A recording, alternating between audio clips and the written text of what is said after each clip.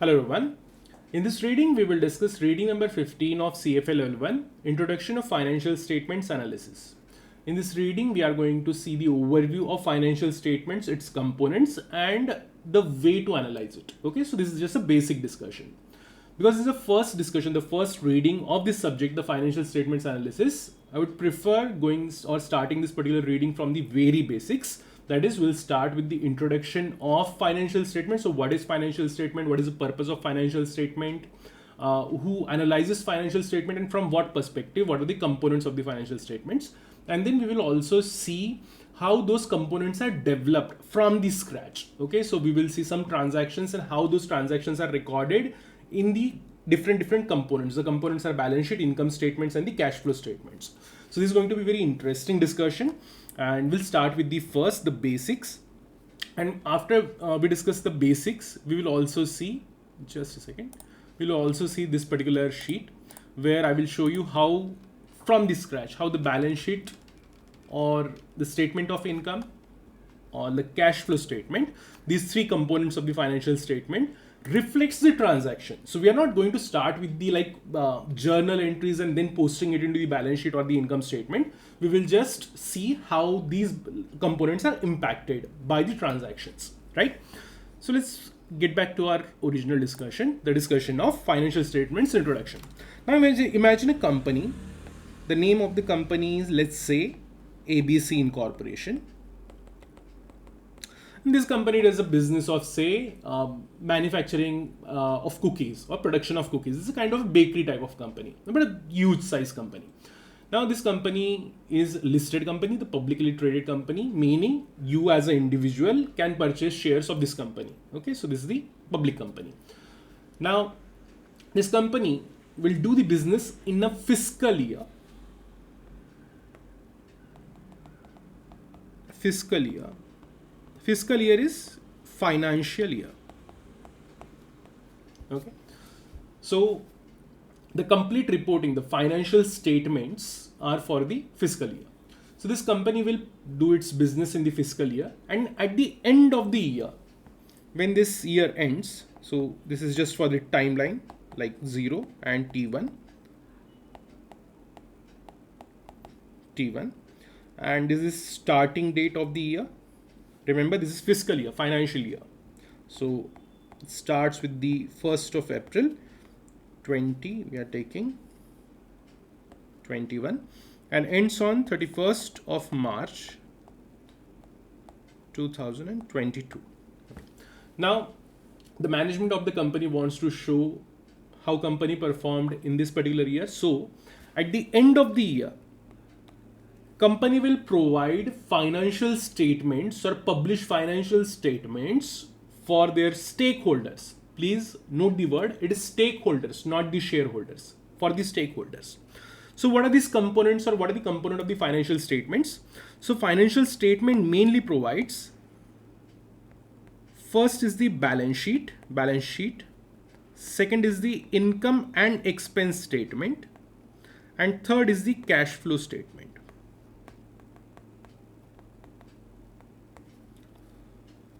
These three statements must be audited. This must be audited by auditor, definitely. And auditors are authorities, not the authorities, or the professionals who are certified by a professional body. Okay, like in India, we have ICAI, who certifies chartered accountants, and chartered accountants are professionals who are eligible to audit in the financial statements. In similar fashion, in USA, we have CPA profession. Okay, CPA, certified public authority, certified public accountants, not authority, certified public accountants, and CPAs. They are the ones who can conduct the audit. Okay, they perform the audit.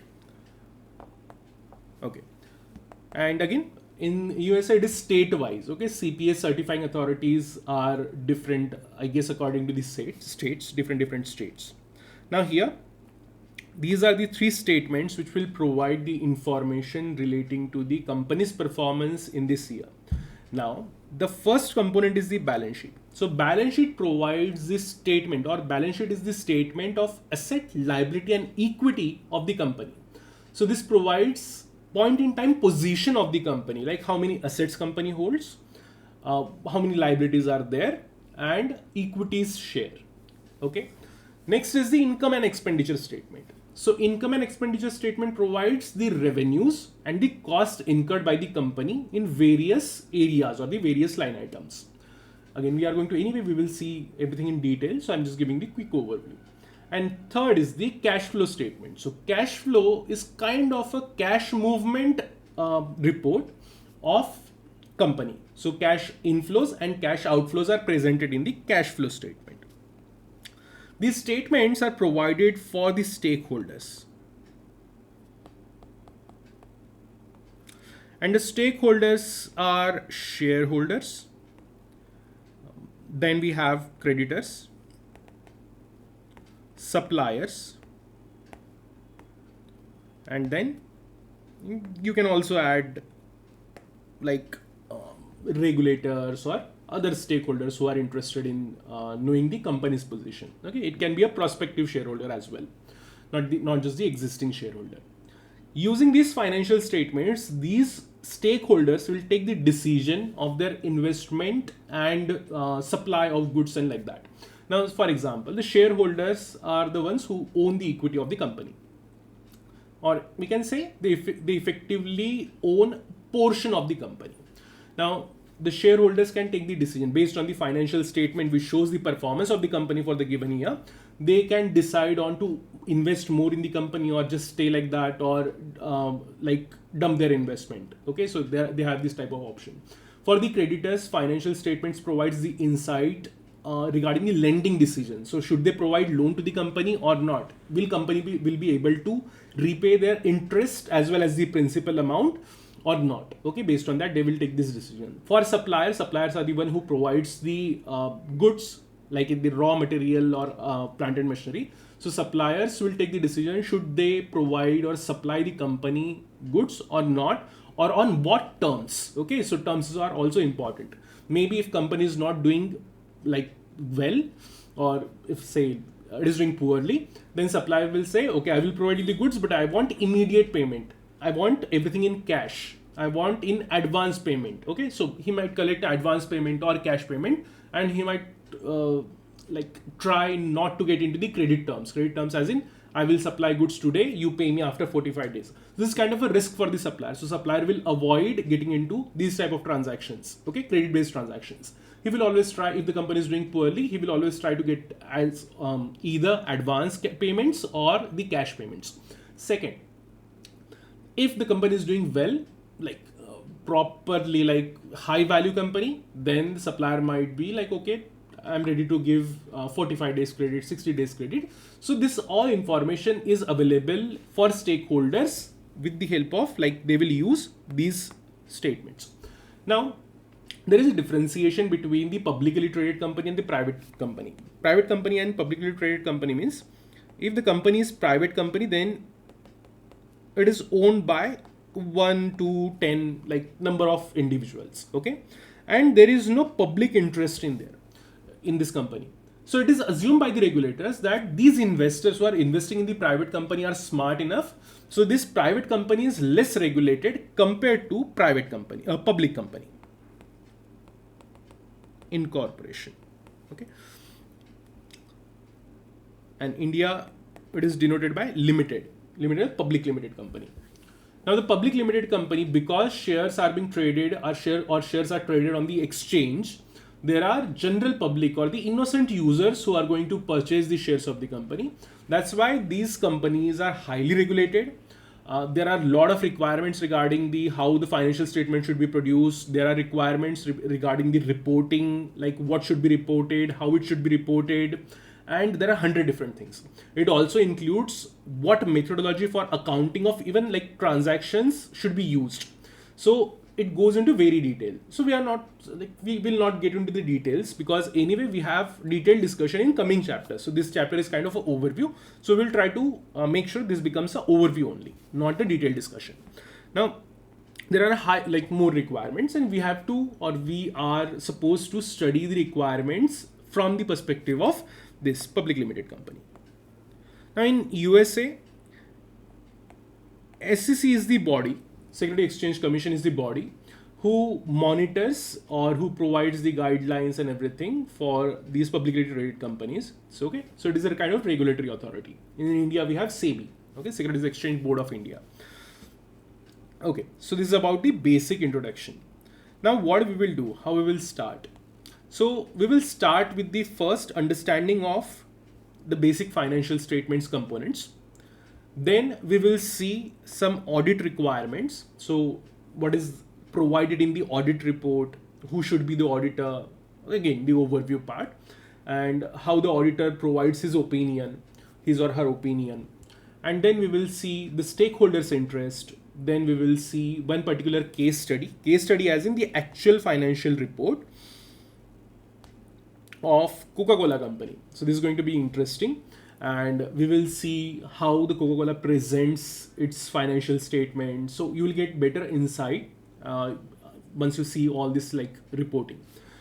And then we will conclude our discussion with the help of notes. Okay, so just 3 pages summary notes.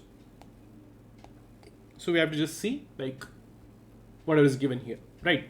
So let's first start with the basic components.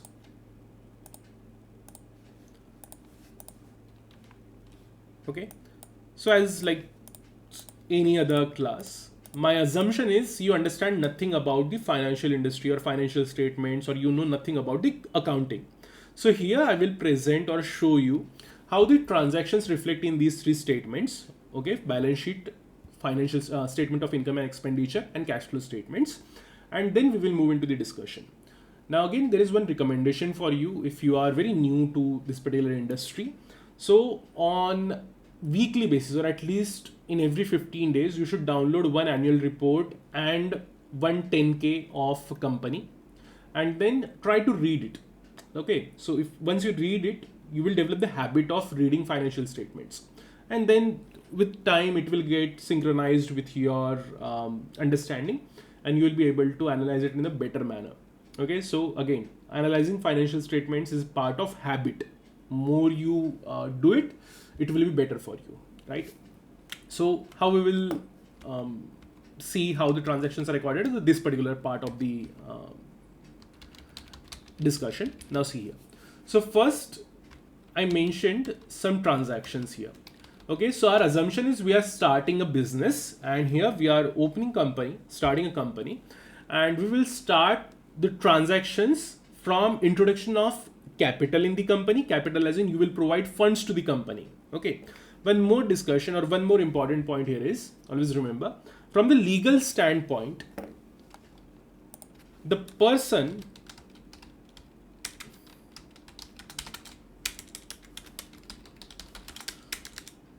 individual and the company, okay, individual who funds the company,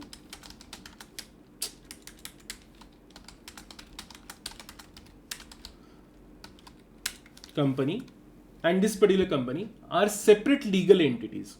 So this company is not the individual, and individual is not the company. Okay, so this individual will provide funds to the company, which will be recorded, that is say equity, that will be recorded as the cash inflow, and then if the company pays some cash to the individual, then that will be recorded as cash outflow. Okay, so remember, there is a separation. These two are separate legal entities. Okay, so first let's see the transaction. The fiscal year is 2021 to 2022. Again, we can take the April to March, and the business is cookies bakery, and big size bakery, not a small one, right?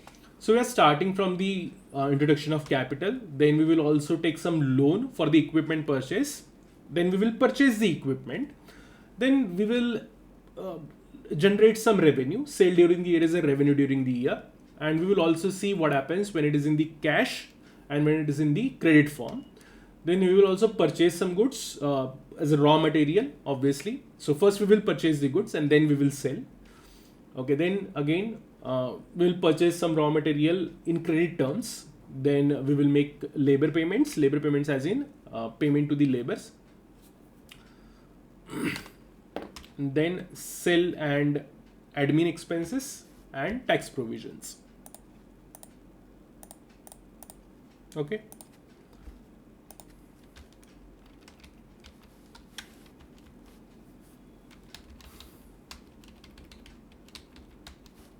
Okay, so let's start with the first, funding the company. So when one provides or founder provides funds to the company, starts the business, so we will definitely open separate bank account with the name of company, right? And which will be operated and managed by the company's management and not the shareholders. So here we are providing 100 millions. So this will be recorded as asset, okay? Cash and equivalent. Cash and equivalent means cash and similar assets. So 100 million.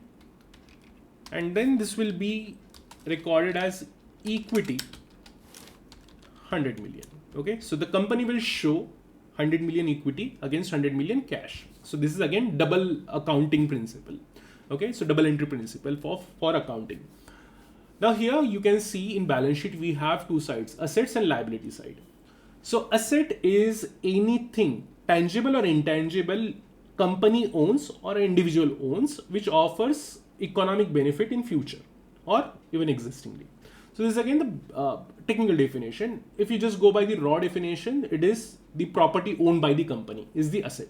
This also includes cash. This also includes if something is receivable for the company.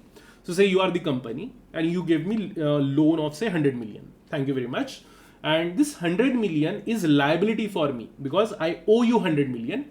But this same thing is asset for you because you provided me and this is receivable for you. So again, see the economic benefit. So you are going to receive cash from me.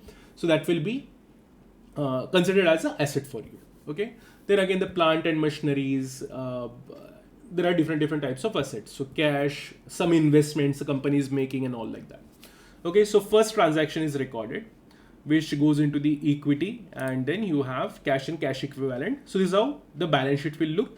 There is no effect in income and expenditure because providing funds to the company is neither expenditure nor income. That's why this statement will show no impact. And then there will be impact on cash flow statement. So cash inflow, and this is coming from equity 100. Okay. And automatically the balance will be 100. So I will write down or process the balance in the end only, not at this point. Then next is the problem was the equipments are costing more than the funds provided in the equity.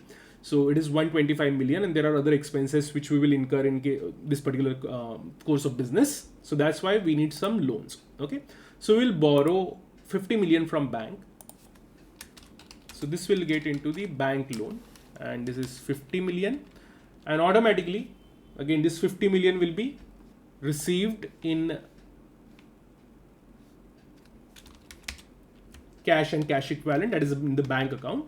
So same will be reflected in the cash equivalent. So we recorded first two transactions, equity 100 million, bank loan 50 million, total cash and cash equivalent is 100 million. And here you have loan 50 million. Again, loan is not expenditure or income. It is asset and liability item. One more thing. At this point, we are seeing the horizontal format, which we also call it as a traditional format of balance sheet, income statement, and cash flow statement. In real life, you will see vertical format.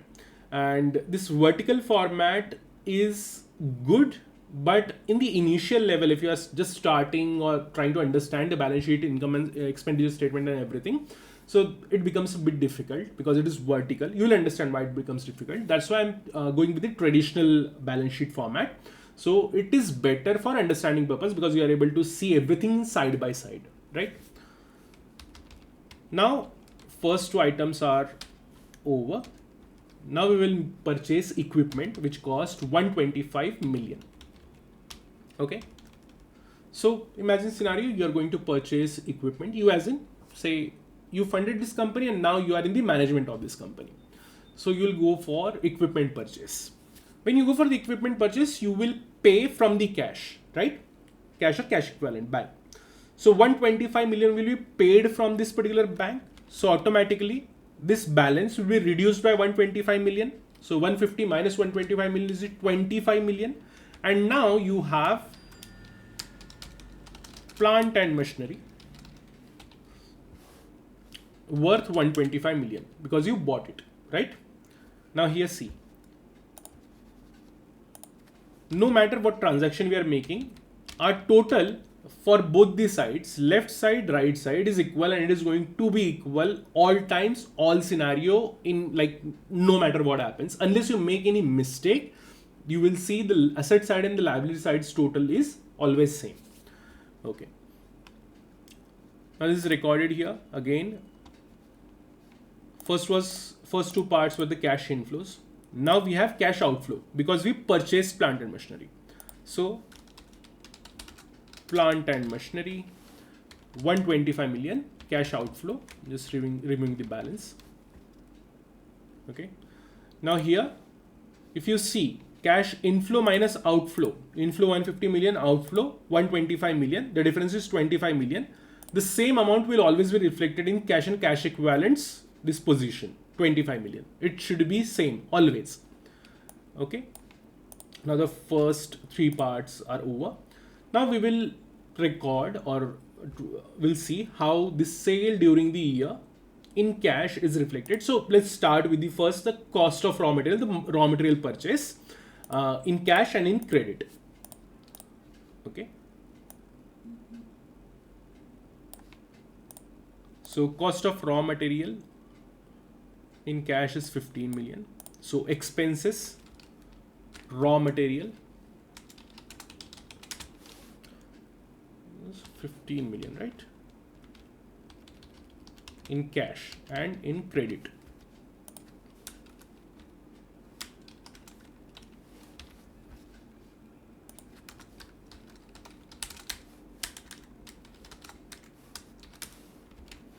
That is 5 million. Okay. So total expenditure 20 millions at this point.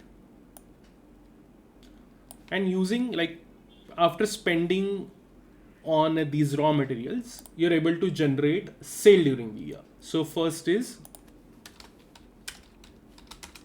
revenue in cash, it is 25 million, and revenue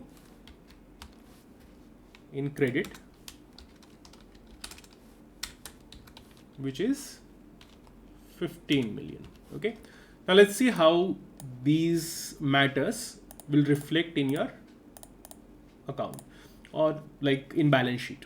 So before we proceed with that, let's first record the remaining transaction as well. Okay. So we'll simply copy two things from here and let's paste it here. So total expenses 27 and your total of revenue is 40 million. So we are generating profit of 13 million. Okay. And if we are done till this particular point. Okay. Now this is 25 million. So here first we will focus on these two transactions.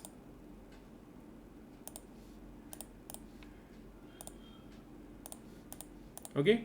Revenue in credit and raw material purchase in credit. So we purchased raw material in credit. Credit as in payment is not done yet at this particular point. That is standing on the closure date of financial year. So we must record this as our liability. So we'll create liability for suppliers.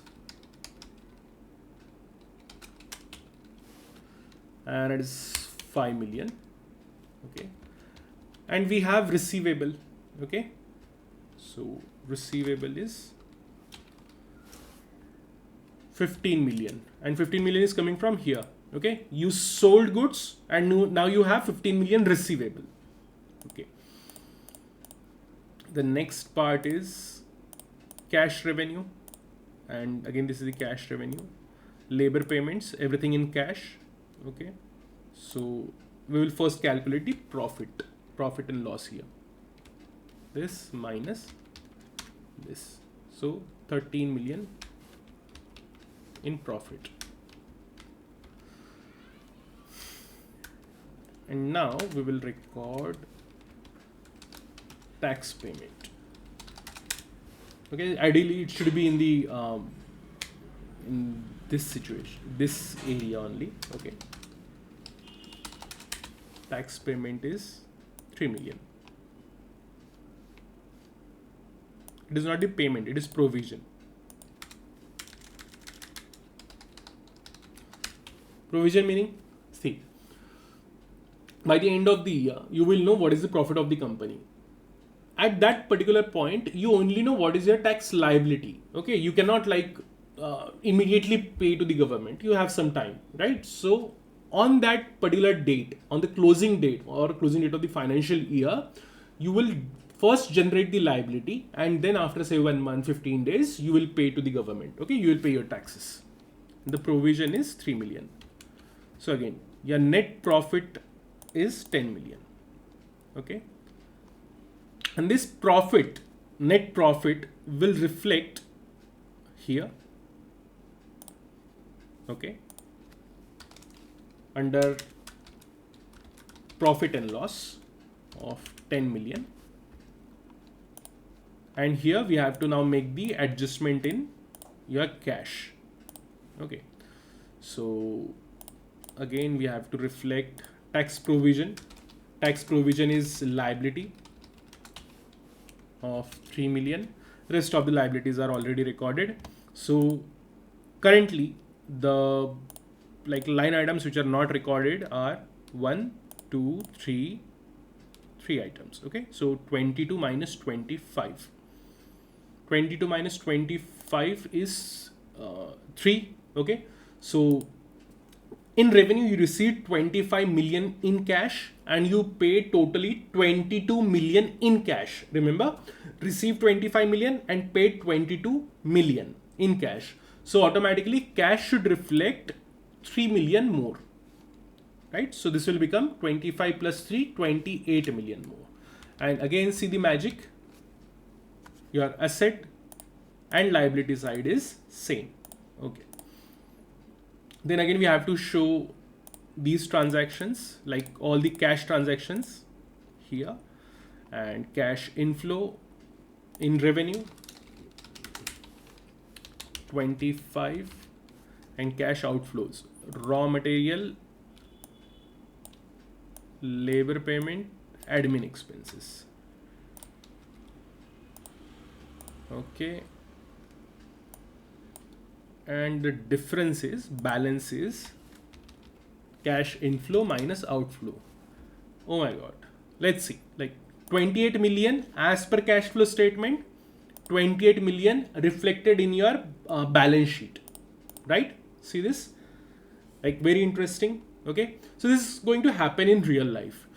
So this was to show you like what type of transactions are recorded in what component. In balance sheet, you will have final results. Okay, so asset, liability, and equity. Equity and profit and reserves are the part of balance sheet's equity part. Then we have loans. Anything in liability and loans is provided. Anything in liabilities and current liability, non-current liability is provided in the liability side. Then we have the asset side. So it can be receivables, receivable from the debtors, plant and machinery, cash, cash equivalent, and 100 different items. Then in income and expenditure statement, in income side we have revenues. So revenue from operations, that is a core business.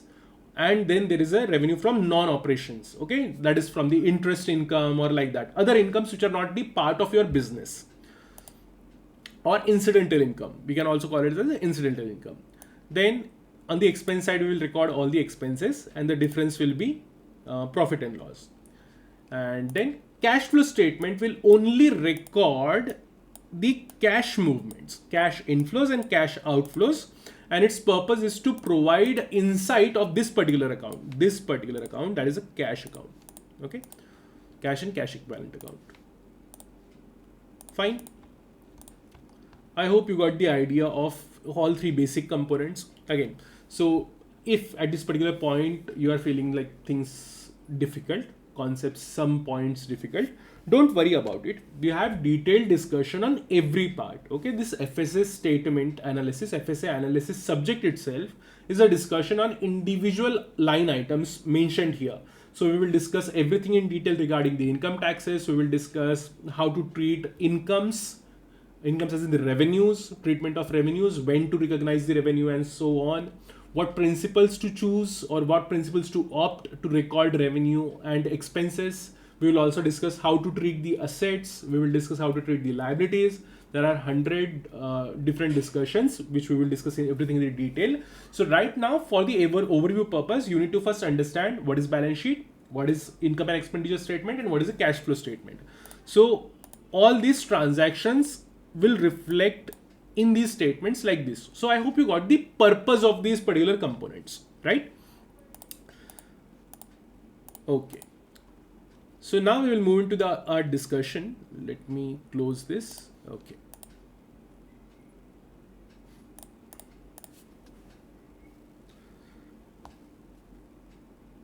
As we discussed, public companies are required to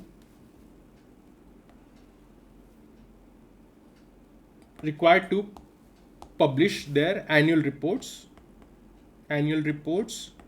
financial statements, and in like provided manner. Okay, so there are guidelines how they should provide and everything. So we will take the example of Coca-Cola, and here you will see this is available. Their annual reports and everything is available on the website only. So we will discuss each and everything in just overview format. So first you can see this is for the 2022. So Q1 2022 meaning the first quarter's result, and their financial year is 1st April 2022. The quarter ended 1st April 2022. Now here, first item is the earning release. Then we have 10Q report, Xbrl, margin analysis schedules, and then audio transcript. You can ignore the audio and the transcript. I will explain the rest of the component. The next is 2021. Actually, we are looking for the annual report, right? So annual report is for the particular annum. These are the quarterly reports. The publicly traded companies are also required to provide or publish their result on the quarterly basis in USA. And if you are the non-USA firm, then on semi-annual basis with SEC, if you are listed in their stock exchange. So we will ignore this quarterly requirement. We will just focus on this 2021's annual requirements. Okay, annual reporting requirements. So first we will see, like here you can see for financial year 2021, the first line item mentioned on this website is earnings release, and I will discuss each and everything, like what is earnings release.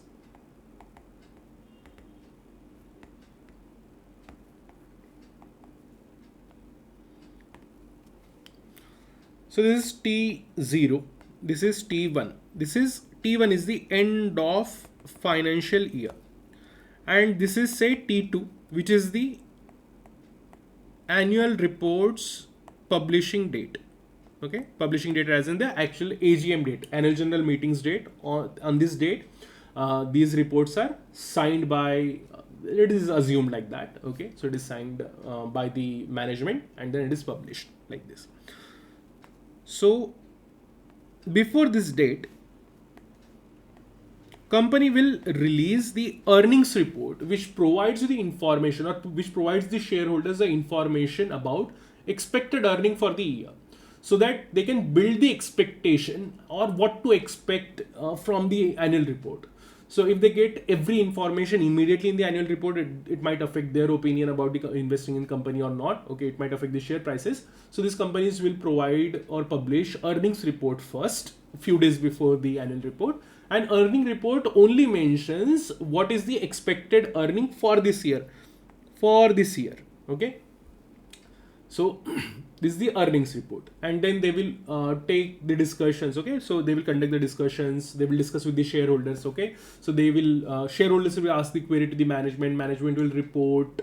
Okay, so this was the reason why we were unable to perform properly, or this is the reason why we performed really amazing this year. So all these queries will be answered. So this is the earnings report. Just the overview of earnings report. So what is earnings report? Like this. Okay. Next is the 10K report. So financial statements are published in 10K report. Okay.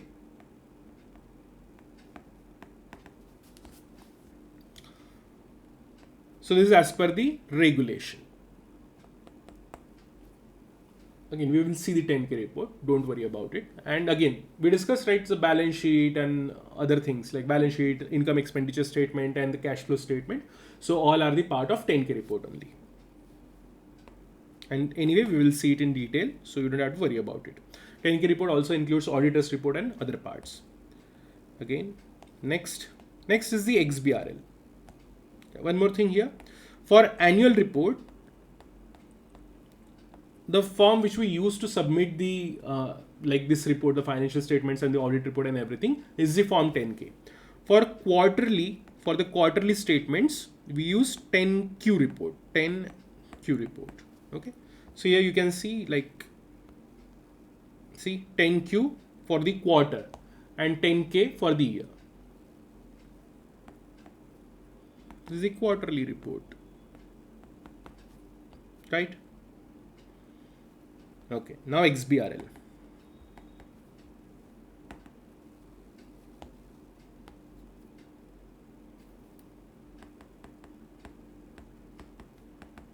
Xbrl stands for Extensible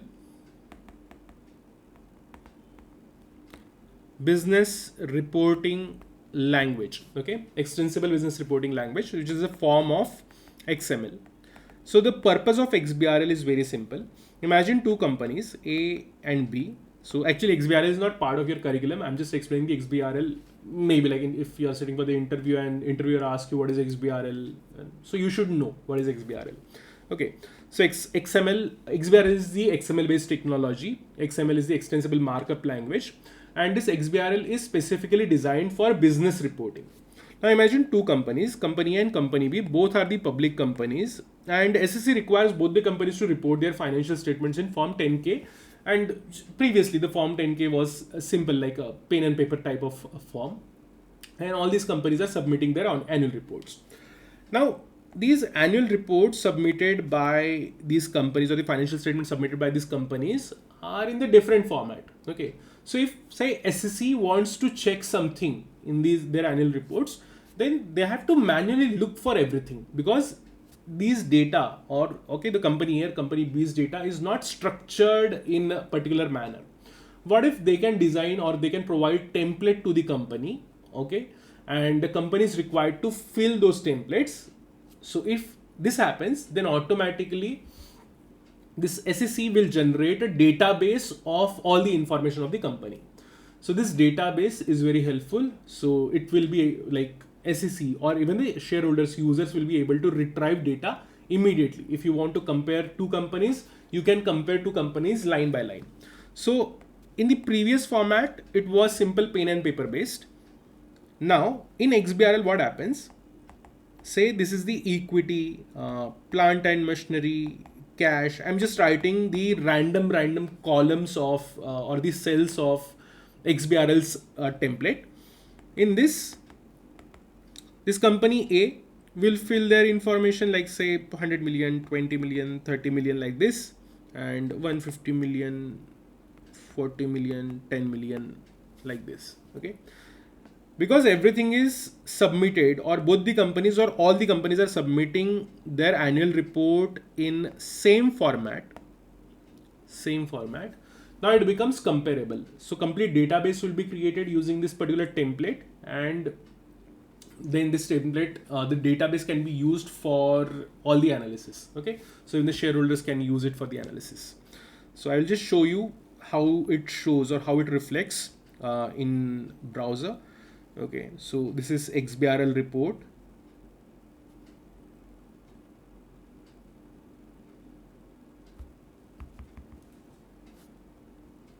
Where is, yeah, this is the Xbrl report. So again, see this is in the kind of a database format. So here you have document and entity information, audit information, consolidated financial statements, then consolidated income statements. This income statement, there is balance sheet and cash flow statement, everything is provided in the Xbrl. Okay, so you can download the Xbrl's XLS file or HTML file, right? We are more interested in 10K report, so we'll take a look of the 10K report. Okay, and you can read the annual report. So annual report is kind of a company's magazine. It also includes the 10K report, but it is more designed for the shareholders. Okay, so it is very designer document. For some companies it is very plain document. They will advertise their product and everything. Okay, so I'm just saying it in very crude manner. Okay, actually it is annual regulations requirement to provide the annual report, but there is a flexibility, like how a company can provide their annual report, but there is no flexibility in providing 10K report. So 10K report should be strictly as per the guidelines. Okay, so we'll see 10K report of Coca-Cola, which is, see here, this is the 10K report. Okay, just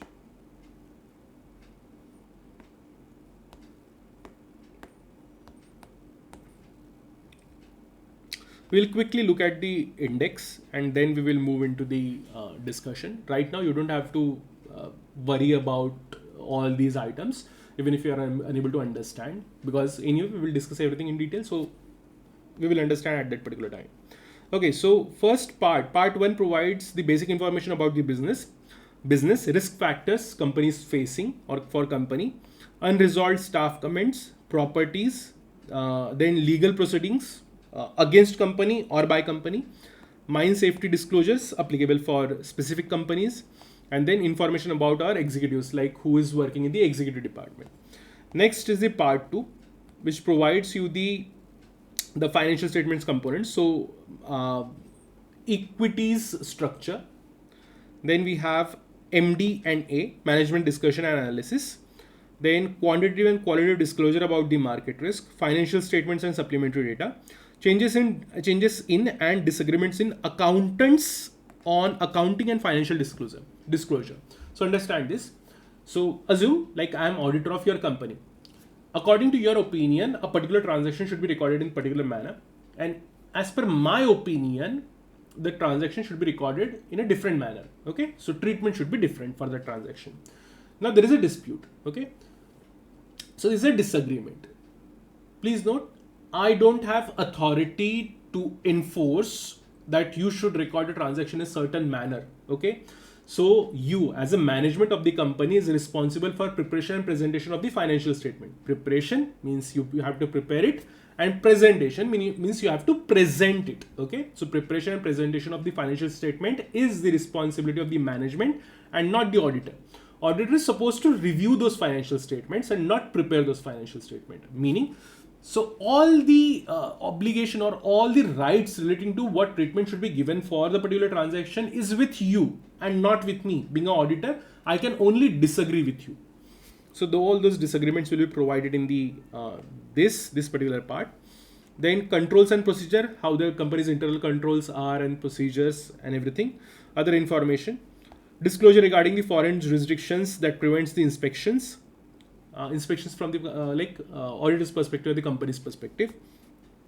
Executives compensation, how much they are getting paid. Security ownership of certain beneficial owners applicable for some or the specific category. Related party transaction.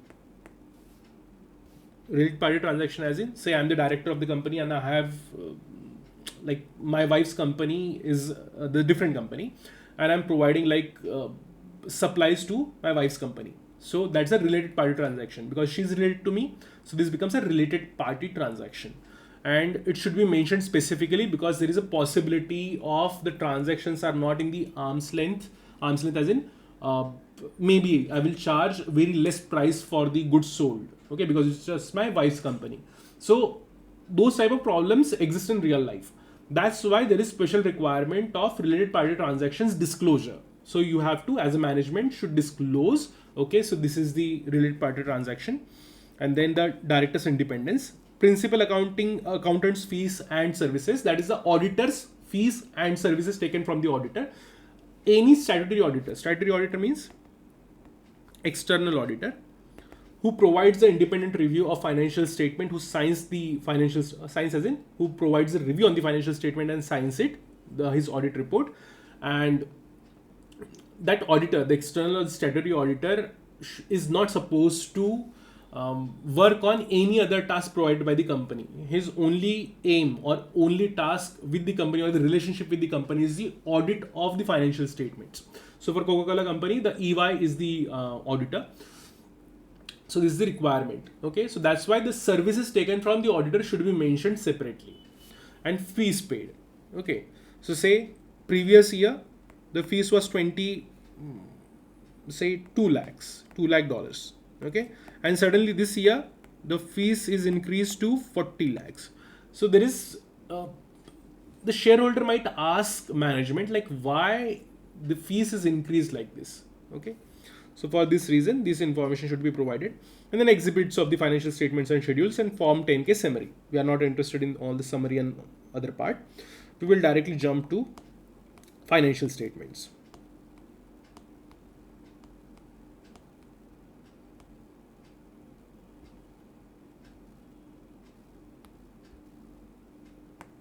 Yes, this is from my previous recording. Let me delete it.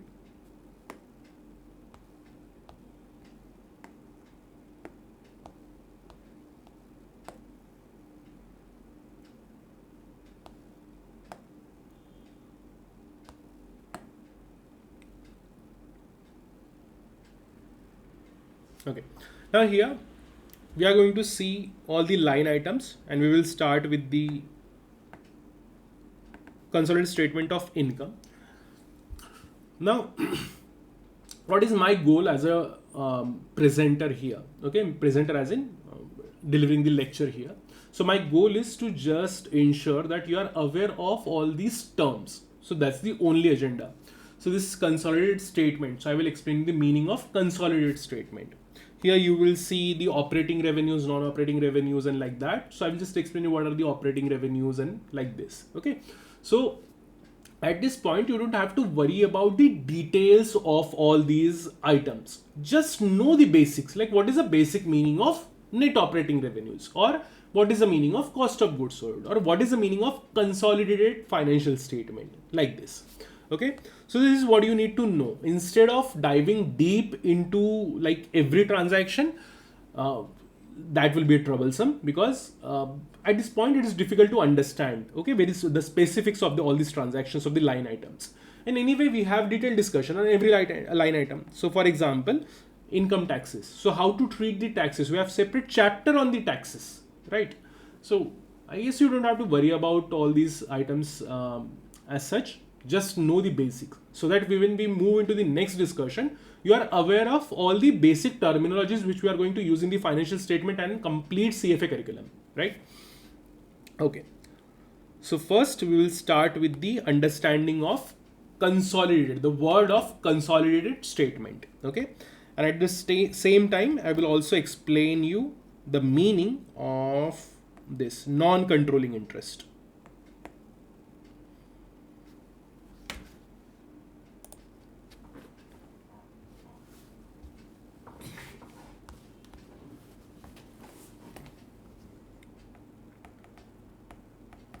So the word is consolidated financial statement.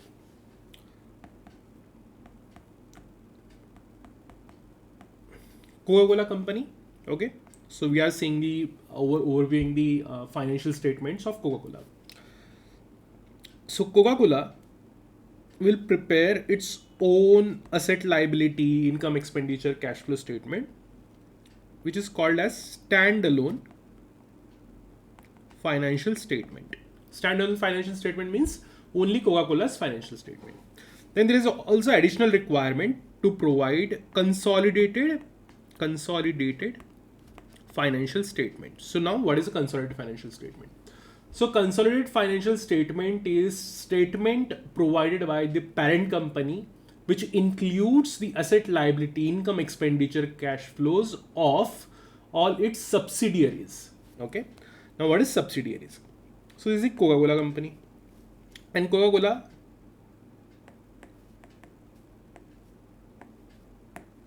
invested in shares of these companies. Okay. So for A, Company B, Company C. So for Company A, 80% of the shares are held by Coca-Cola. Okay. Coca-Cola will purchase or purchased in past 80% of the shares of Company A.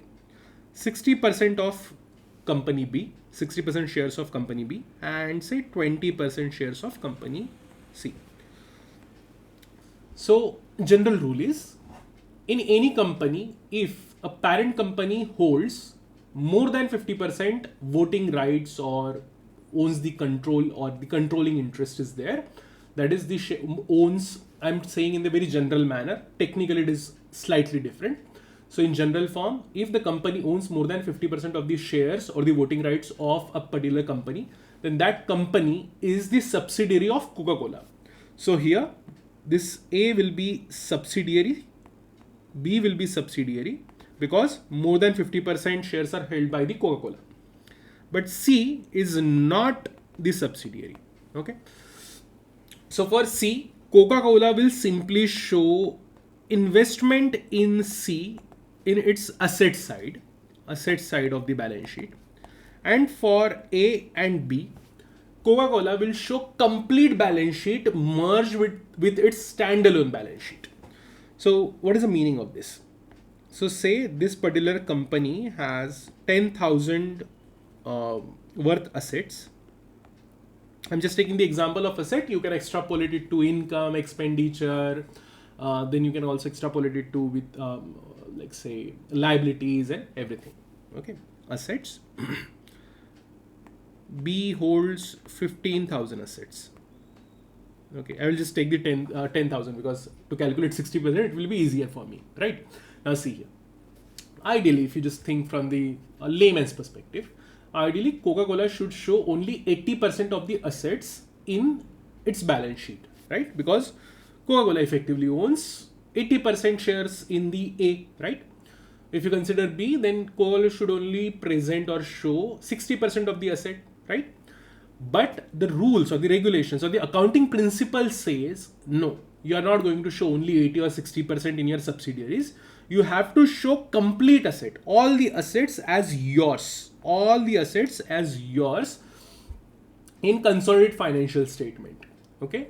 So all 10,000 for A, 10,000 for B, 20,000 assets will be shown as company's asset, that is a Coca-Cola parent company's asset in the consolidated financial statements. One. Now what about the 20% which is not held and 40% not held by the Coca-Cola? So this particular part, the 20% and 40% is presented in the Coca-Cola's consolidated financials balance sheet as non-controlling interest.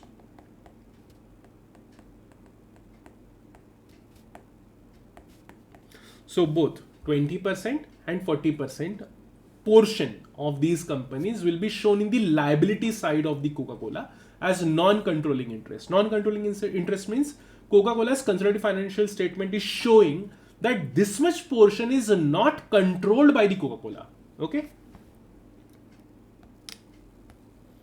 So now we will jump to our discussion. So this is the consolidated financial statement of Coca-Cola. That is the income statement first. All the figures are in millions. And value is dollars, right? So dollar. Okay. Now this statement provides the figures from 2021, 20 and 19. 21 recent year, previous year and previous to previous year. So this is comparative statement because it is comparing previous 3 years. The comparative statement is presented in this particular manner because it helps the shareholders or the stakeholders to understand what is the trajectory of the company. Is the revenue increasing? That is, sale is increasing or decreasing? Are the profits increasing or decreasing? Like this. Okay. Now see. The first item is net operating revenues. Operating revenues is the revenue or the sale generated by the company from its core business. Core business as in the Coca-Cola is a beverages company which sells Coca-Cola and other drinks, right? So whatever revenue is generated from this core business is called as the net operating revenue. Revenue is the word which indicates the sale of goods as well as sale of services. And then there is a cost of goods sold. So net operating revenues minus cost of goods sold. Cost of goods sold is cost incurred to produce the goods sold. That's why the cost of goods sold. Fine. So this cost of goods sold includes raw material cost, factory cost. So say Coca-Cola has a factory in USA and goods are manufactured in that factory. So whatever expenditures are incurred in that factory, it includes electricity, labor cost, every other cost. Okay, so that's included in the cost of goods sold. If you reduce cost of goods sold from net operating revenues, it will give you the gross profit. So gross profit, the formula for the gross profit becomes net operating revenues minus cost of goods sold. You got the three items now. Then we will reduce the expenses. So this is also expense, this is income, okay. Then we will reduce the next expenses. So other expenses are selling, general and administrative expenses. That is a marketing cost. Administrative cost is the administrative department's cost. Like there are accountants working there, there are some other say clerks working there who are not directly involved in manufacturing of goods. Okay, so all their salaries, marketing expenses, everything is included in the selling, general and administrative expenses and other operating charges. If you reduce these two expenses, then you get the operating income from the operations. Okay, so here we can see, like, this was a COVID year, so you will see decline in the sales and then again increase in the sales, operating income. Okay, after this we have interest income, interest expenses. Interest income as in maybe Coca-Cola provided loans to the some businesses or the companies, and Coca-Cola generated some interest income from that. So that this is a non-operating income. This particular section is for non-operating transactions, non-operating incomes and expenditures.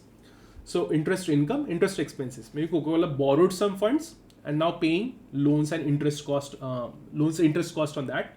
So that is the interest expenses. Equity income and other income. Equity income or losses means income or expenditure or income or losses for or from the investment business. Maybe company invested in some shares say 2 years back and now sold those shares at loss. So that will be recorded in equity income or equity loss. And other income and other losses. Once you reduce all the incomes and once you reduce all the expenses from all the incomes, you will get income before taxes. Then we will reduce the income tax from it, and then you will get consolidated net income. This is the consolidated net income. Then less net income or losses attributable to non-controlling interest. Recall the discussion. Non-controlling interest is those shareholders of the subsidiary or those that portion of the subsidiary which is not controlled by the parent company, which is a Coca-Cola. Then net income attributable to the share owners of the company, that is the shareholders of the company. Then we have next the basic net income per share, that is the earning per share, EPS. Okay, earning per share is simple. Total income, this divided by total number of shares of the company. Which company? Coca-Cola, right? Then dilutive EPS and then non-dilutive EPS. So we will discuss dilutive, non-dilutive in coming discussions. Okay, not here. So this is the closure discussion or the closing discussion of income statement. Next, we will move into the consolidated. This is the comprehensive income statement. Consolidated balance sheet. In balance sheet, the first part is the asset and second part is liability and equity. Remember, we saw the same thing in horizontal format. So liability and equity in the left side and asset on the right side. So we will see line item one by one and we will try to quickly discuss this. So current asset as in the current asset which are easy to liquidate. So cash and cash equivalent, short-term investments, right? Then we have non-current asset. Okay. So this will give you the total cash, cash equivalent and short-term investments. So here you have total of these two items. Then we have marketable securities, trade accounts receivable. Remember we discussed the receivable from debtors. This is a trade accounts receivable. Trade accounts receivable indicates that this is the receivable generated in the course of trading as in the selling business. Okay, trade accounts receivable. Then inventories, whatever is the stock with the company, raw material stock or some spare parts for the particular plant and machinery and all, it is included in the inventory. And the prepaid expenses and other current assets. Prepaid expenses, as in some expenses are paid in advance. So expenses paid in advance are asset of the company. Okay, it is treated as the asset of the company. So this is how you get the total current asset of the company. Then you will get the non-current asset. Non-current asset is equity investment, other investment, deferred tax asset. In similar fashion, you can also have the deferred tax liability. Property, plant and equipment net. Net means the original cost minus depreciation. Okay, cost minus depreciation. Depreciation is the wear and tear portion charged on the plant. Assume you purchased equipment worth 100 millions 1 year back, and the total life of these equipments is just say 10 years. Okay, so every year the obsolescence value or the depreciation value is equal to 10 million. So 10 million we will reduce from the equipment. We will treat this as expenses. If you recall our previous discussion where we discussed the balance sheet and other parts, the balance sheet, income, expenditure, we never charged purchase of equipment in the expense and income, because it is not a part of expense and income, it is part of asset. Okay, so from that asset, whatever part is getting obsoleted, okay, the wear and tear part is called as depreciation. This is again very crude definition of depreciation. We have very detailed discussion of depreciation in a coming discussion, so you don't have to worry about it at this particular point. Then trademark and trademark is also asset for the company. Goodwill is asset for the company. Goodwill is generated in the course of acquisition. So whenever company is not the acquisition exactly. So whenever company is taking over or purchasing shares more than 50%, whenever the subsidiary is generated for the company, that subsidiary's portion is called the difference between, okay, just drop it now. For now, goodwill is generated in the course of subsidiaries share purchase. One, for now just ignore the rest of the meaning, just remember this particular part. Okay, so this is the goodwill, because goodwill itself is very detailed discussion. So if I try to discuss it here, again I have to show you like the net worth of the company minus the purchase value of the company and the difference and everything. We have to discuss a lot of other things, so we will try to avoid that at this discussion, and then we will discuss it in the detail. Then we have the total assets. This is the total asset. Then current liabilities. Current liability is liability which you are supposed to pay in coming months. Okay, so non-current liabilities are long-term liabilities which you are supposed to pay after say 2 years, 1 year, like that, after 12 months. Current liabilities which are due to pay or due for payment in this year. So current liability, account payable, accrued expenses, loans and notes payable, current maturities and of long-term debt, and accrued income taxes. Okay, so accrued income taxes and the income tax provision. Now here we should be discussing each and everything in very detail again, but we have separate chapter for that. We will discuss it in separately. There is separate treatment for every line item, how you should treat a particular liability as current or non-current. Everything is governed by the accounting standards, okay, or financial reporting standards if you are following the IFRS. Then we have non-current, which is long-term debt, other non-current liabilities, deferred tax liabilities, and then this is the equities portion. Okay, so it provides actual equity portion. Okay, then the capital surplus, that is the reserves and surplus generated. These are reserve and surplus are, in short, are the profits generated during the course of business in the life of the company. Then reinvested earnings, then accumulated other comprehensive incomes or losses, and then you have equity attributable to the share owners, and then equity attributable to the non-controlling interest. Same non-controlling interest will be shown here as well. Total equity, total liability and equity. Then we have the consolidated financial statement.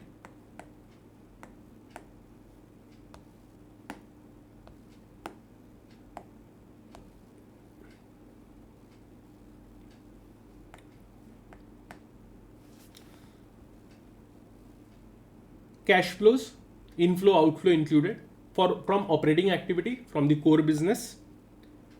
It shows cash flows from investing activities, companies investing in subsidiaries or normal shares or like this, and whatever is happening in this particular part is from the investment activity. And then financing activity. So investing activity means whatever investments you are making in different entities is called as a cash flow from investment activity. And cash flow from financing activity means loans taken, that is funds borrowed, funds lent to some other party. Everything is covered in the financing activity. Okay, so this will provide you the cash inflow and cash outflow. Every value, every line item here is the net. Okay, and then you have remaining portion. Again, we will avoid the discussion.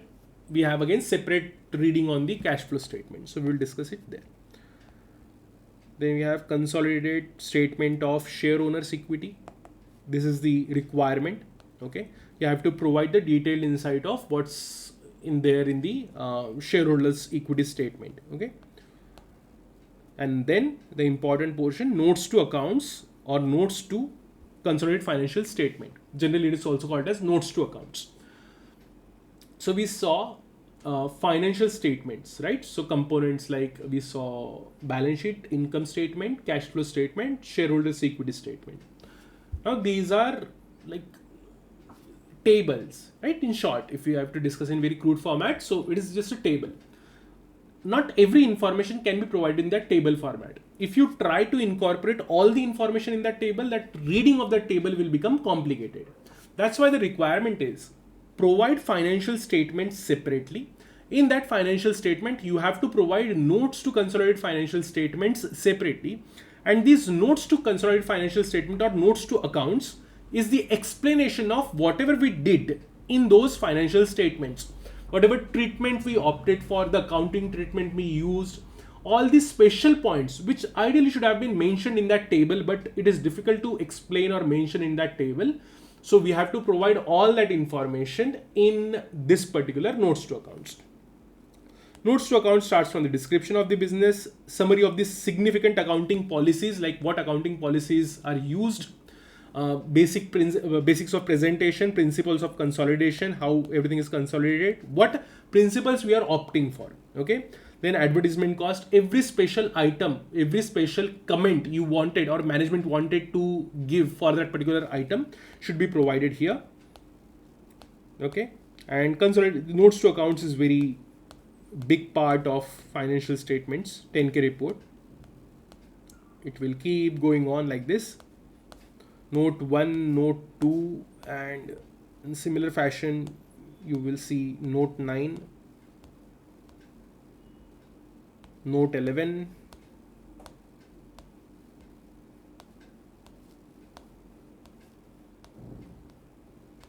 note 13. Okay, there are a lot of notes, and it's not unique for this particular company. For every company you will see a lot of notes to accounts. Okay, it is kind of a working of all those transactions or line items mentioned in the above part.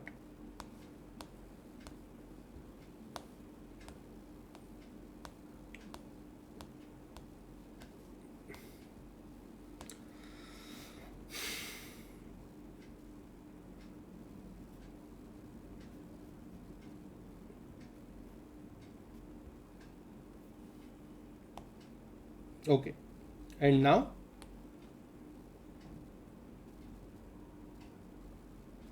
this is a report of management. Okay, so management will give their commentaries here, and finally their signatures. Okay, they have to authorize these financial statements. So who is authorizing it? Chairman, vice president, executive vice president, vice president and controller, vice president and assistant.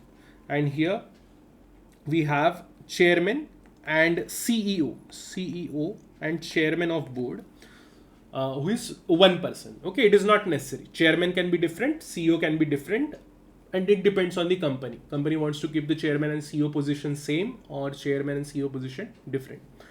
CEO specifically is the employee of the company. Chairman is the person who heads the board, who is the chairman of the board of directors. Okay, so this is a subtle differentiation between the chairman and the CEO. Okay, and then we have audit report. Report of independent registered public accounting firm. Okay, in short, audit report. Here we have opinion on the financial statement, basic opinion, critical audit matters, and EY is the auditor. We served as the company's auditor since 1921. Okay.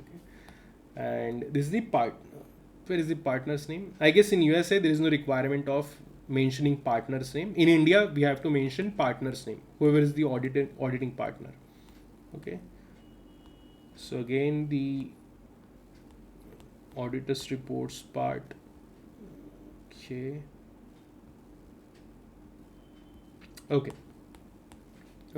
And I showed you auditor's report because we have discussion relating to the auditor's report. Okay, so what type of opinions are provided by the auditor's report or in the auditor's report, right?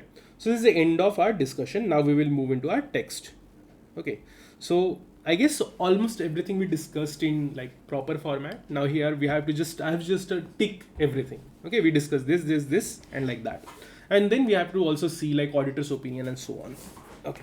So basics of financial statement. So from the company's perspective, so company provides the financial statement for the purpose to show their performance for the organization stakeholder or the company's stakeholder. Analyst perspective. So as a CFA, at least 80 to 90% of you are going to analyze or will be analyzing financial statements of the company, and based on that you will take the decision of to provide loans to the to invest in that company or not, to provide loans to that company or not. So that will be your daily job, right? So this is the analyst perspective. So you will be analyst in future. So that will be your job. So these are the two perspectives, company's perspective and analyst perspective. So financial analysis is done by the stakeholders like investor, creditor, supplier. And supplier is to check the ability to earn the profit or earn the cash flows. Now main components of the financial statement: balance sheet, income statement, cash flow statement. You already know what is income statement and everything. Then this is the fiscal year of the fiscal year. Fiscal year is the financial year of the for which the financial statements are reported. It may or may not be different from the calendar year, meaning it can be from starting Jan to December, or it can be something else like 1st April to 31st of March. Notes to accounts, which provides the basics of presentation, fiscal year, consolidated balance sheet. So the information basis for the presentation and these things. Then accounting methods opted by the management for the presentation and the estimates of the company, estimates of the on the financial statements. Then additional information, business acquisition information, legal actions, employee benefit schemes, significant customers, and related party transactions. I guess we already discussed almost everything, so I'll just stick here. And legal actions, as in like what are the legal actions against the company and what legal actions company is taking. This is important because company might generate some contingent liability. Contingent liability means at this point, this is not the liability, but in future there might be liability for the company. MD&A, management discussion and analysis. Remember in that report we also saw there was a line item for the management discussion and analysis, MD&A. So management discussion and analysis is the management's commentary on the nature and objective of the business, past performances, risk and resources. Past performance is not necessarily audited. It is not mandatory to audit it. Okay. So this is provided in the management discussion and analysis. There is one option. We can read the MD&A report, which is I guess around 5-10 pages, which will waste our time. So my recommendation is once you are done with this class, open the same annual report of Coca-Cola and you can do it by yourself. No problem with that. Right. Then there is a SEC's requirement of what should be provided in MD&A for public companies. Please remember this is applicable for the public companies. So trends and events which are significant for the company, market trends, company related trends, all those should, on that company should provide a commentary. Like what is their opinion? Okay. Uncertainties relating to the company's business. So maybe company is operating in a business which there is some uncertainty. Maybe government is coming up with the regulations like you should not do all this business. Okay, all these type of uncertainties. If it is market of information, then company should discuss on that. Capital resources. Capital resources means from where company can borrow funds or procure funds. It can be low banks or some hedge funds or like that. So company should analyze their capital resources and provide a discussion on that. Results of operations, effects of inflation on the company's business, impact of off-balance sheet obligations. Off-balance sheet obligations, as in, take the example, you own the company, you have a particular company, and we signed a contract that is after 2 years or 3 years, you are going to sell me 100 million worth goods. Okay, so this is a contract which will be executed after 3 years. At this particular point, you have no transaction to record. Remember, there is no actual movement of finances. There is no actual movement of goods or anything. So effectively, you cannot record anything in balance sheet, income, expenditure, cash flow statement, because it is neither your actual sale. Sale is going to happen after 3 years. This is coming from the contract. Okay. So this is the impact of off-balance sheet item, meaning you have existing contract, but right now it cannot be recorded in the balance sheet. That's why this is off-balance sheet. Obligation is there, but not on the balance sheet. Okay, so this type of transactions are recorded in the off-balance sheet impact or off-balance sheet transactions. Accounting policies require significant management judgment. Maybe there are certain accounting policies or accounting decisions management made, which requires or which needs a lot of judgment on the management's level. Okay, so there is a lot of flexibility available. Management can do say option 1, option 2, option 3. They can go with the 3 options. So company opted for or management opted for option 1. So why they are not opting for option 2 or option 3? So this is based on the treatment, what type of treatment you are giving to the actual transactions. And forward-looking expenditure and divestitures. That is any investment or coming up expenditures in the material form. Then audit of the financial statements. Okay, so audit is the independent review of the financial statements. So what audit does? Auditor will collect these financial statements provided by the company, presented and prepared by the company. He will see all the accounting treatments are correct, the transactions are recorded properly, the statement is showing true and fair view without any material misstatements. So you also call it as material error in USA. In India, we call this as material misstatement. Material misstatement as in, you know, the management knows something is not true and intentionally providing or presenting it in a different manner, which is kind of a misstatement. Okay, which might provide inaccurate information for the shareholders. So that's the auditor's job. Okay, so that's a review. Review as in, auditor will review accounting principle policies, actual transactions on the sampling basis. Definitely for Coca-Cola like company, auditor cannot check each and every transaction.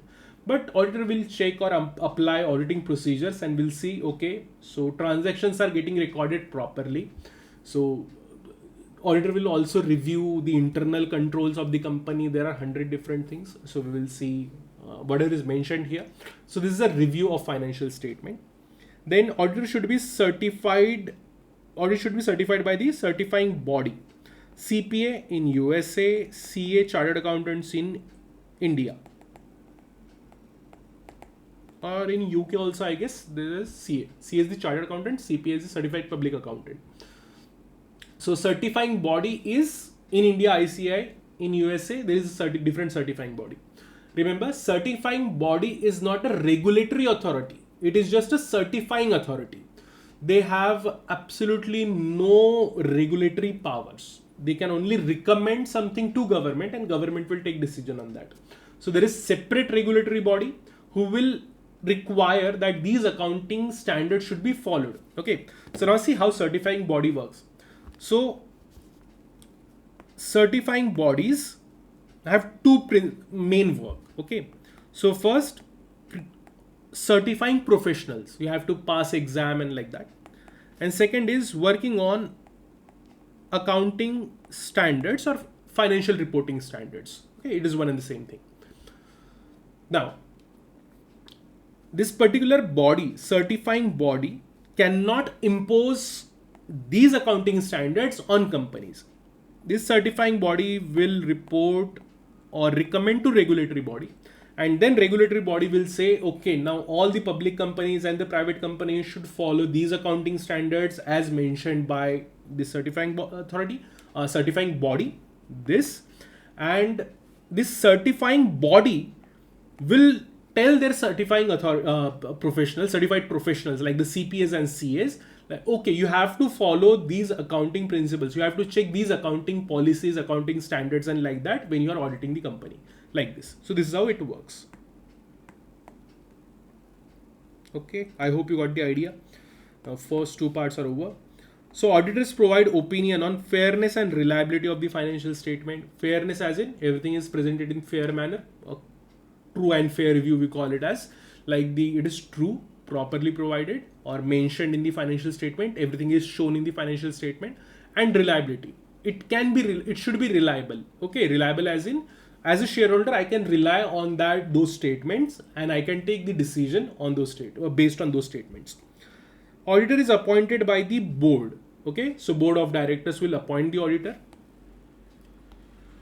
Okay, next, auditor examines accounting and internal controls and confirms asset and liabilities, and then determines financial statements are not materially misstated. So there are not like material inaccuracies in the financial statement. Materially misstated means, like, say if there is in $5 billion balance sheet, if there is difference of say $5, then that's not a material misstatement. Material misstatement means which can impact or influence the investor's decision in wrong manner. Okay, so it should be that material. Then auditor's report. Auditor's report should state that the management is responsible for presentation and preparation of financial statement, and auditor is not responsible for preparation and presentation of the financial statements. Auditor is responsible only for the independent review. So who should prepare all these statements? Management. Who should review the statement? Auditor. Provide reasonable assurance. Why the reasonable assurance? Because auditor cannot provide absolute assurance. Absolute assurance means I know everything is correct. Okay, auditor cannot say this. Okay, why? Because auditor have some limitations, which we call it as an inherent limitation of the auditors. So he can just check on certain level. Okay, so everything is looking true and fair. So reasonable assurance should be provided and not the absolute assurance. This can be question for the exam, that the financial statements are not materially misstated. If the auditor is satisfied that the statements are prepared in the accordance with the accepted accounting principles and that principles are estimates made by the financial statement are reasonable. Okay.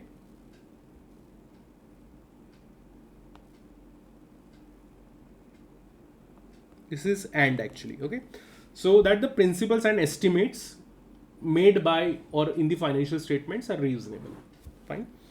Additional comment on accounting methods not being used consistently between the periods. Additional comments. So say in 3 years, that is a comparative year. So say for the previous to previous year, company opted one particular accounting methodology or policy for same transaction, and now for the same transaction, company is using some different methodology. So this is what auditor is required to check. Okay, additional comment on methodology not being consistently used between the periods. Now, opinion of the auditor, which is the most important part of audit report.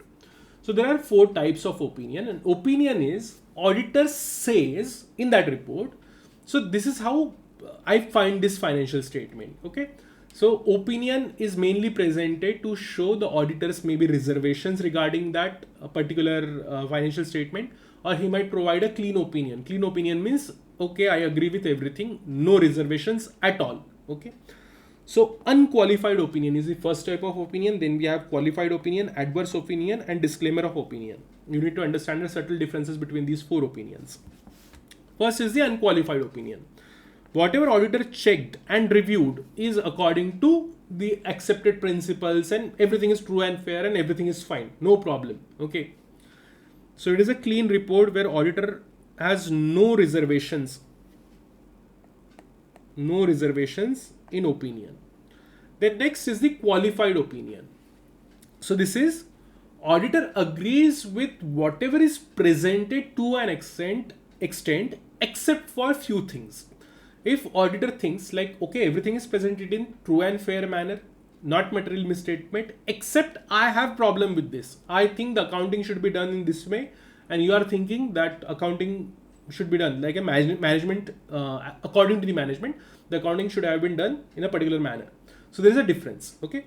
So for that, auditor will provide the qualified opinion and will say, this is the wording. Okay. Whenever there is a qualified opinion, auditor will add word except. Everything is proper except this particular part. So that becomes a qualified opinion. Again, you have to check on the Google, just Google it, the template of qualified opinion. You have to read say 5-10 different audit reports, and you will understand like what type of opinions are there. Again, if you come from the audit background, like I worked as an audit manager for 7 years, I guess, approximately. So we saw a lot of these things. So there is critical wordings like the way we mention it, and based on that, it is not mentioned like a qualified opinion. Okay, auditor is not going to mention qualified opinion and this is my opinion, not like this. Auditor will only provide the opinion. The investor has to understand if this is an unqualified opinion, that is a clean opinion, qualified opinion, adverse opinion, or disclaimer of opinion. Okay, so auditor will only provide the opinion, and the wordings, based on the wording, you have to understand it. Then there is a adverse opinion. What is adverse opinion? Adverse opinion is auditor have critically observed the reports and now have the opinion, I cannot assure that these reports are presented in true and fair manner. I think as an auditor, I found there is material misstatement and management is not ready to correct those things. Okay. So adverse opinion is directly saying that it is not presented in fairly and materially non-conforming. Okay. So there is a misstatement problem. And disclaimer of opinion. So disclaimer of opinion is mainly when auditor is unable to express the opinion due to certain limitations. For example, say a particular company, this Coca-Cola is operating in a particular geography where the restriction is, or the limitation is, no other auditor, okay, auditor of other certified body can perform audit on their company, the company located in that particular geographic area, apart from their certified body. Okay, so what I mean to say is, say this is the geography, this is particular country, in that country there is certifying authority and certified professionals. So that company requires only these certified professionals should audit companies located in their region. And now there is an inherent limitation for the auditor of USA, Coca-Cola's company. So in that case, auditor will provide a disclaimer of opinion. Okay, so see, I found everything true and fair. The disclaimer is, for that particular subsidiary, I was unable to check everything in proper manner because of these limitations. So I just observed their statement and I found it okay. But this is my disclaimer of opinion that should you rely on that particular matter or not, you have to decide as a shareholder or the user of the annual report. Then there is an explanatory para if auditor have any explanations to give. So provide material loss in which the uncertainties might affect the going concern assumption.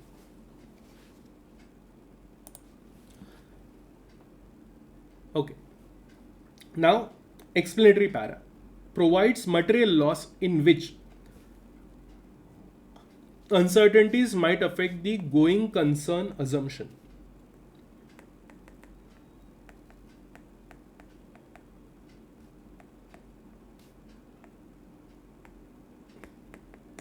What is this going concern assumption? So going concern assumption says company will be, or this concern as in the entity, company, like this. So this concern will be able to operate for, say, foreseeable future.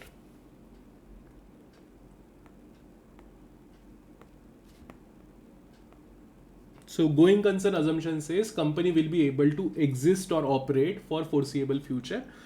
So this means like in coming future, we see company will be going concern. That is, company will be able to operate. So there are no such certain situations like, say, company is generating profits, high profits and everything. So meaning company will exist for next 10, 20, 30 years like this. So that's a going concern. Violation of the going concern assumption means at this particular point, we can see the company might not able to sustain for a longer period. because there are losses, company's net worth is declining and like that. Okay, so all these type of indicators. Now this foreseeable future is a word which says like for coming future company will exist. So how much time period should be taken into consideration? 10 year, 5 year, 20 year or like that.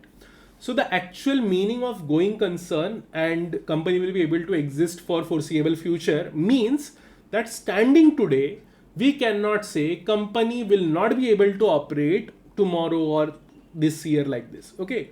So this is reverse. That is, standing today, we are looking at the indicators. So we are unable to find any indicator which indicates that company will not be able to operate.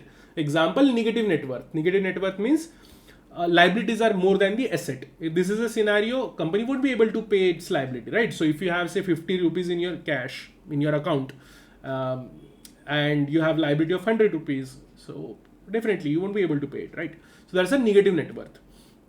So if these type of indicators are there, then there is a violation of going concern assumption. Okay, going concern is not affected, or sorry, the going concern is affected. Here we have to, or as an auditor has to provide that are there any uncertainties which might generate losses which might affect the company's going concern assumption. So remember, this is assumption. We don't know what is going to happen tomorrow, but we can assume today that company will be able to operate for foreseeable future, and that's the going concern. I'm repeating this again and again so that it settles in your mind like, okay, this is the meaning of going concern. Internal controls are the responsibility of the management. This should be provided in the explanatory para. Internal controls are the responsibility of the management, and auditor must express the opinion on the internal controls. Then key audit matters, aka critical audit matters.